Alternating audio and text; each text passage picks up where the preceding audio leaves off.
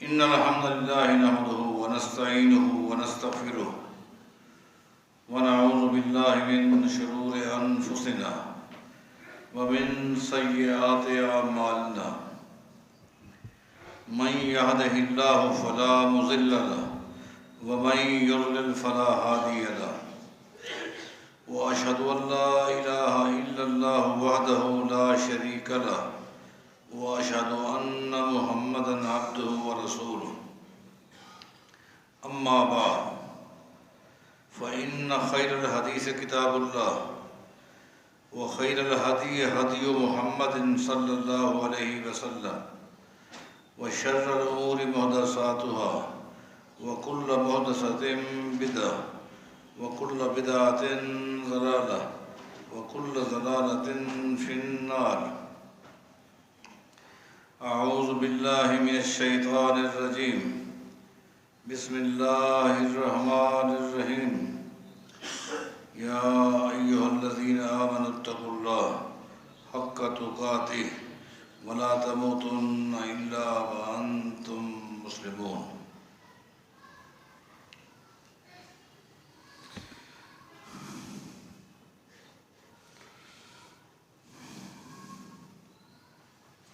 محترمہ شیخ عبدالرب صاحب حافظہ اللہ کی موجودگی میں اچھا نہیں لگ رہا کہ میں آپ کے سامنے کوئی گفتگو کروں، مگر کیا کروں کہ انتظامیہ نے حکم دیا ہے کہ آپ نے کچھ کہنا ہے۔ میرے بائیں طرف جو شخصیت موجود ہے ہو سکتا ہے کہ آپ میں سے بعض انہیں نہ جانتے ہوں کہ محترمہ شیخ عبدالرب حافظہ اللہ کون ہے۔ میں سمجھتا ہوں کہ یہ بات ہم سب کے لیے باعث فخر ہے، اعزاز کی بات ہے کہ ایک شخصیت جن کا آبائی حوالے سے تعلق ہمارے ملک پاکستان سے ہے، نسلاً وہ پاکستانی ہیں، اور میں یہ سمجھتا ہوں آج کی تاریخ تک یہ پہلی شخصیت ہیں ہمارے ملک کے حوالے سے، یا یوں کہہ لیجئے کسی اجمی کے حوالے سے، کہ وہ بیت اللہ کے امام ہیں۔ شیخ صاحب سابق بیت اللہ کے امام ہیں۔ اللہ تعالیٰ ان کی زندگی میں، ان کی جہود میں برکتیں عطا فرمائے۔ حرم کے شیخ الحدیث ہیں، جہاں اگر ہم اور آپ پہنچ جائیں، ہم یہ اپنی زندگی کے لیے اعزاز سمجھتے ہیں کہ اللہ تعالیٰ نے حرم میں جانے کا، بیت اللہ کا طواف کرنے کا، عمرے کا، حج کا اللہ تعالیٰ نے اعزاز بخشا۔ جس شخص کی پوری زندگی آج تک اس حرم میں گزری ہے اور گزر رہی ہے، آج وہ ہمارے درمیان موجود ہیں۔ اس لیے میں نے شروع میں کہا تھا شیخ صاحب کی موجودگی میں آپ بھائیوں سے کیا کہوں گا، میرے اندر ہمت کہاں ہے کہ میں کچھ کہہ سکوں۔ یہ تو حکم تھا، چند جملے کہہ دیتا ہوں۔ دیکھیں، دو چیزیں ہیں، اس نقطے کو ہم میں سے ہر شخص اپنے حوالے سے سوچے، میں بھی اور آپ بھی، اور جہاں تک میری آواز جا رہی ہے۔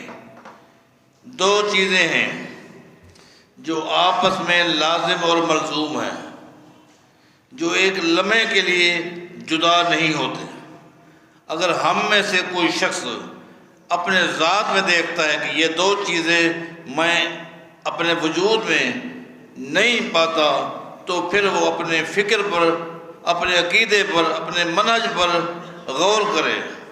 اپنے ایمان پر نظر ثانی کرے کہ ایسا کیوں ہے، یہ دو چیزیں کیوں جدا ہیں، الگ کیوں ہو گئی۔ وہ دو چیزیں کیا ہیں؟ ایک علم ہے اور ایک عمل ہے۔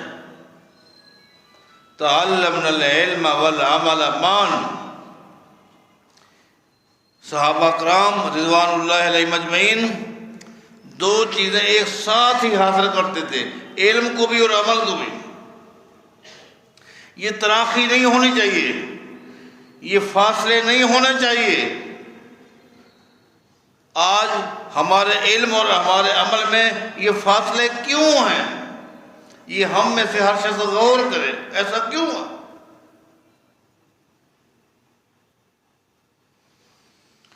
آپ دیکھیں کہ شراب حرام ہوئی، اسی وقت نبی علیہ الصلوۃ والسلام نے ایک صحابی کو حکم دیا، جاؤ مدینہ کی گلیوں میں اعلان کر دو، الا ان الخمر قد حرمت، شراب حرام ہو گئی۔ صحابہ جو اپنے گھروں میں بیٹھے تھے، کسی کے گھر میں شراب موجود تھی، برتن موجود تھے، کوئی شراب پی رہا تھا، کوئی شراب پلا رہا تھا، جس وقت ان کے کان میں آواز آئی، برتن اڈیل دیے، برتن توڑ کے رکھ دیے۔ یہ نہیں کہا یہ تو پہلے کے خریدے ہوئے ہیں، یہ شراب پہلے کی آئی ہوئی ہے، اس کے ختم ہونے کے بعد پھر سلسلہ شروع کریں؟ نہیں، اب علم آ گیا ہے، کان میں آواز آ گئی، اب یہ نہیں کہ عمل کل سے شروع کریں گے۔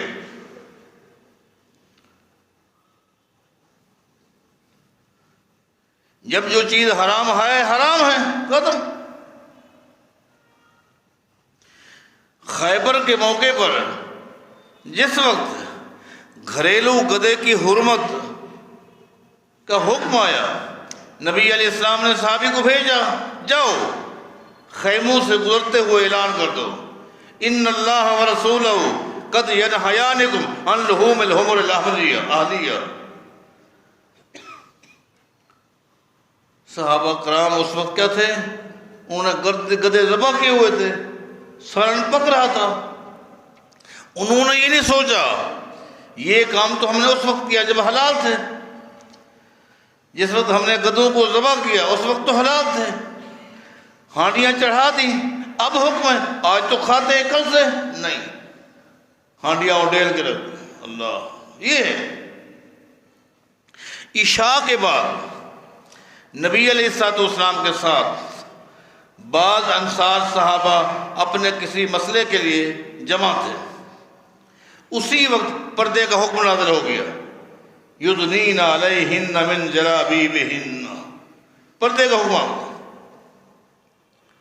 نبی علیہ الصلوۃ والسلام نے ان انصاریوں کو سنا دیا، وہ اپنے اپنے گھروں میں گئے، گھر کی عورتوں کو اٹھایا، بیوی ہے، بیٹی ہے، بہن ہے، اٹھایا اور اللہ کا یہ حکم سنا دیا۔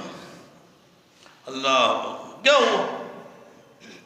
اسی وقت وہ عورتیں دوپٹے بنانے لگ گئی، چادریں بنانے لگ گئی، جس کو ہم برقع کہتے ہیں، برقع بنانے لگ گئی۔ جب صبح کی نماز کے لیے اذان ہوئی، چونکہ خواتین بھی جاتی تھیں تو جو اس حکم کو سن چکی تھی وہ با پردہ ہو کر صبح کی نماز مسجد نبوی پڑھنے کے لیے۔ یہ ہے انما العلم تعلمنا العلم والعمل معا، یہ دونوں چیزیں ایک ساتھ ہیں، دونوں چیزیں ایک ساتھ ہیں۔ ہم میں سے ہر شخص غور کرے کہ ہم اپنے خطیب سے، اپنے امام سے، اپنے عالم سے جو مسئلہ سنتے ہیں عمل ہے کہ نہیں؟ مسئلہ سن لیا، وہ عقیدے کے حوالے سے، وہ عمل کے حوالے سے، وہ اخلاقیات کے حوالے سے، مسئلہ تو سن لیا، اس پر ہمارا عمل بھی شروع ہوا ہے کہ نہیں؟ شروع ہو گیا ہے، اللہ کا انعام سمجھیں، نہیں ہے تو پھر آپ اپنے ایمان پر، عقیدے پر، فکر پر غور۔ اللہ تعالی ہم سب کو علم اور عمل ایک ساتھ لے جانے، اپنانے کی توفیق عطا فرمائے۔ اقول قولی ھذا واستغفر اللہ لی ولکم وآخر دعوانا الحمد للہ رب العالمین۔